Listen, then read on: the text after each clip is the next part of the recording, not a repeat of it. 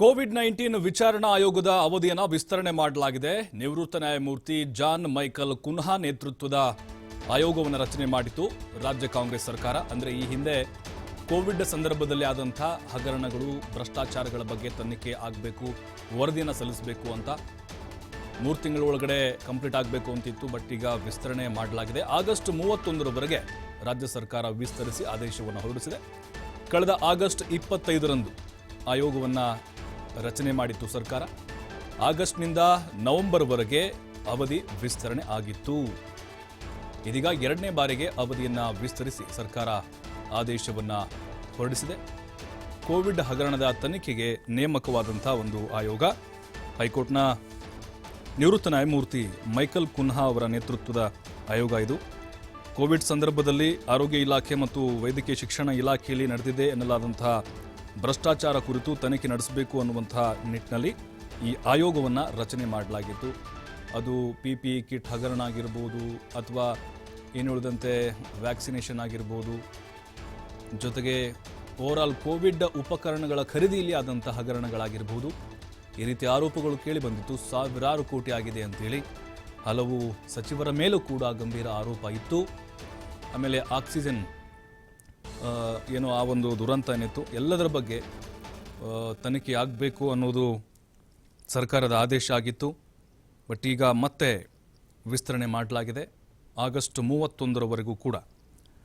ಅಂದರೆ ಈಗ ರಾಜ್ಯಪಾಲರ ಆದೇಶ ಕೂಡ ಇತ್ತು. ಈಗ ಒಂದು ವರದಿಯನ್ನು ತಯಾರು ಮಾಡಿ ಸರ್ಕಾರಕ್ಕೆ ಸಲ್ಲಿಸಬೇಕಾಗಿದೆ. ವೈದ್ಯಕೀಯ ಶಿಕ್ಷಣ ಇಲಾಖೆ, ಕುಟುಂಬ ಕಲ್ಯಾಣ ಇಲಾಖೆ ಮತ್ತು ಆರೋಗ್ಯ ಇಲಾಖೆ ಎಲ್ಲ ಸಂಸ್ಥೆಗಳಲ್ಲಿ ಔಷಧಿಗಳಾಗಿರ್ಬೋದು, ಸಾಮಗ್ರಿಗಳ ಖರೀದಿ, ಆಮ್ಲಜನಕ ನಿರ್ವಹಣೆ ಮಾಡಿದ್ದು, ಜೊತೆಗೆ ಆಕ್ಸಿಜನ್ ಕೊರತೆಯಿಂದ ಉಂಟಾದಂತಹ ದುರಂತ ಇತ್ಯಾದಿ ವಿಷಯಗಳ ಕುರಿತು 2021ರಲ್ಲೇ ಜುಲೈ ಆಗಸ್ಟ್ನಲ್ಲಿ ಸಾರ್ವಜನಿಕ ಲೆಕ್ಕಪತ್ರ ಸಮಿತಿ ನೀಡಿದಂತಹ ವರದಿಯಲ್ಲಿ ಗಂಭೀರವಾದಂಥ ಆರೋಪ ಕೇಳಿಬಂದಿತ್ತು. ಈ ಬಗ್ಗೆನ ತನಿಖೆ ಮಾಡಬೇಕು ಅಂತ ಲಾಸ್ಟ್ ಟೈಮ್ ಅಂದರೆ ಕಳೆದ ವರ್ಷ ಸರ್ಕಾರ ನವೆಂಬರ್ವರೆಗೂ ಕೂಡ ಟೈಮ್ ಕೊಟ್ಟಿತ್ತು ಅವ್ರಿಗೆ. 3 ತಿಂಗಳ ಒಳಗೆ ವರದಿಯನ್ನು ಸಲ್ಲಿಸಬೇಕು ಅಂತ. ಈಗ 2ನೇ ಬಾರಿಗೆ ಈ ಆಯೋಗದ ಸಮಯವನ್ನು ವಿಸ್ತರಣೆ ಮಾಡಲಾಗಿದೆ. ಹಾಗಾಗಿನೇ ನೋಡಬೇಕು ಆ ಒಂದು ವರದಿಯಲ್ಲಿ ಯಾವೆಲ್ಲ ಅಂಶಗಳಿರುತ್ತೆ ಅಂತ. ಯಾಕೆಂದರೆ ನಾವು ಗಮನಿಸಿದ್ವಿ, ದೊಡ್ಡ ಮಟ್ಟದ ಸದ್ದನ್ನು ಮಾಡಿತ್ತು ಈ ಭ್ರಷ್ಟಾಚಾರ ಹಗರಣ. ಮತ್ತಷ್ಟು ಮಾಹಿತಿ ಶಿವಕುಮಾರ್ ನೀಡ್ತಾರೆ. ಶಿವಕುಮಾರ್, ಆಯೋಗ ರಚನೆ ಆಯಿತು, ಬ್ರಹ್ಮಾಂಡ ಭ್ರಷ್ಟಾಚಾರವನ್ನು ಬಯಲಿಗೆಳಿಬೇಕು ಅಂತ ಹೇಳಿ ಈಗ ಅವಧಿ ವಿಸ್ತರಣೆ ಮಾಡಿದ್ದಾರೆ ಅಂತಂದರೆ ಇದು ಆಳಕ್ಕೆ ಹೋಗ್ತಾ ಇದೆಯಾ ಹೇಗೆ ಅಂತ ವರದಿ ರೆಡಿ ಮಾಡುವಂಥದ್ದು? ಪ್ರಭು, ಈಗಾಗಲೇ 2ನೇ ಬಾರಿ ಅವಧಿಯನ್ನ ವಿಸ್ತರಣೆ ಮಾಡಿರುವಂತದ್ದು ಸರ್ಕಾರ. ಕೋವಿಡ್-19 ಸಂದರ್ಭದಲ್ಲಿ ಸಾಕಷ್ಟು ಭ್ರಷ್ಟಾಚಾರದ ಆರೋಪಗಳು ಕೇಳಿ ಬಂದಿತ್ತು.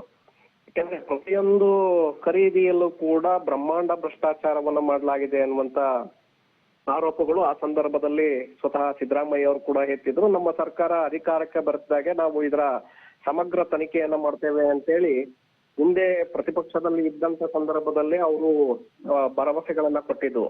ಈಗ ಸರ್ಕಾರ ಅವರದೇ ಬಂದ ನಂತರ ಮೈಕೆಲ್ ಡಿ ಕುನ್ನಾ, ಹೈಕೋರ್ಟ್ ನಿವೃತ್ತ ನ್ಯಾಯಮೂರ್ತಿಗಳು ಅವರ ಒಂದು ನೇತೃತ್ವದಲ್ಲಿ ಆಯೋಗವನ್ನ ರಚನೆ ಮಾಡಲಾಗಿತ್ತು. ಇದರ ಸಮಗ್ರ ಒಂದು ತನಿಖೆಯನ್ನ ಆಗ್ಬೇಕು, ವಿಚಾರಣೆ ನಡೀಬೇಕು, ಇದರಲ್ಲಿ ತಪ್ಪು ಆಗಿದ್ಯಾ ಇಲ್ಲ ಹೇಗೆ, ಇದರ ಬಗ್ಗೆ ವರದಿಯನ್ನ ಕೊಡ್ಬೇಕು ಅನ್ನುವಂತ ಸೂಚನೆಯ ಮೇಲೆ ಆಯೋಗವನ್ನ ರಚನೆ ಮಾಡಲಾಗಿತ್ತು.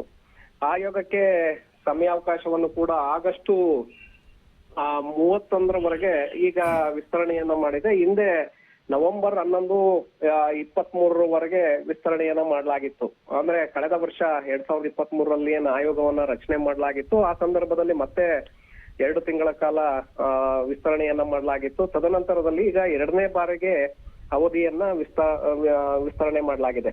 ಅಂದ್ರೆ ಈ ಹಗರಣಕ್ಕೆ ಬಹುದೊಡ್ಡ ಮಟ್ಟದಲ್ಲಿ ಇದ್ದಂತೆ ಕಾಣಿಸ್ತಾ ಇದೆ.